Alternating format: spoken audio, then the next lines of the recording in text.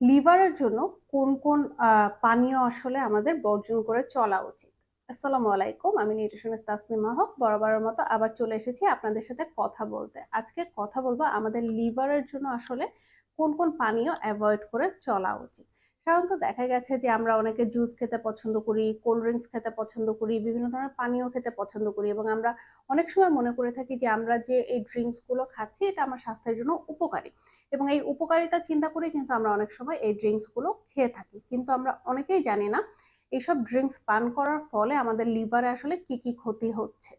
সর্বপ্রথম যেটা নিয়ে কথা বলবো সেটা হচ্ছে কোল্ড ড্রিঙ্কস। কোল্ড ড্রিঙ্কস ছাড়া আসলে আমরা কোনো দাওয়াত চিন্তা করতে পারি না, বিয়ে বাড়ি চিন্তা করতে পারি না, কাচ্চি চিন্তা করতে পারি না। তো কোল্ড ড্রিঙ্কস আমাদের মানে একদম জীবনের সাথে ওতপ্রোতভাবে জড়িত এবং এই কোল্ড ড্রিঙ্কসটাই যে আমার লিভারে কতটুকু ক্ষতি করছে এটা আমরা জানি না। এবং যারা খুব বেশি কোল্ড ড্রিঙ্কস পান করেন তাদের লিভারে বিভিন্ন ধরনের